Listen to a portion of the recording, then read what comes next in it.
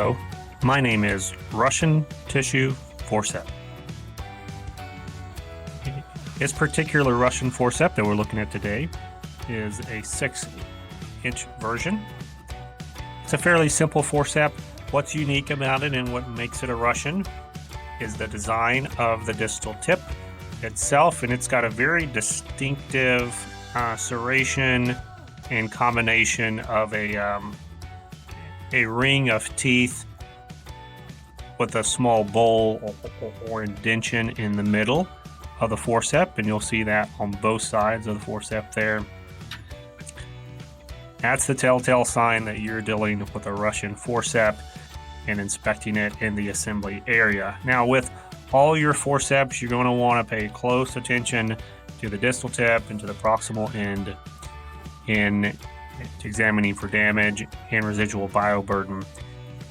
In particular with the Russians, because of the unique serration that you see there on the tip, sometimes they do like to hold on to debris through that manual cleaning and automated cleaning process, so make sure to check that out.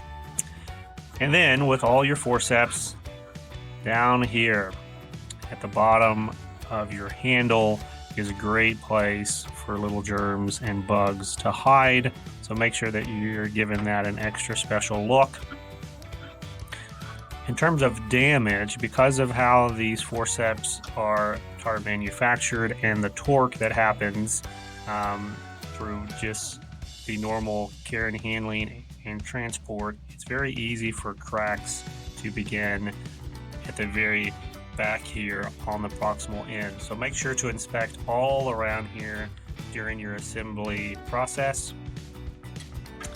And then obviously you're going to want to inspect up the shaft of the device itself, ensuring that there's no residue or bioburden on the instrument.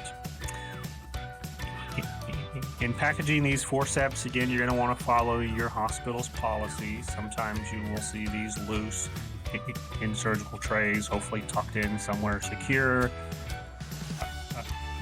You will often also see these in the paper sterilization bags or in other kind of containment devices, such as like a little rubber feet that you would sit these down into. Now, what's important about this, just as I mentioned about the cracks earlier, is you don't want to store them, transport them, or use them in a way that puts unnecessary pressure on that back mated surface back there. So definitely don't be spacing them out. Don't be nesting them. You'll see that kind of nesting process happen. Is it going to break it the first time that you nest it within other pickups? No, probably not. Is it good for the long-term life of the device?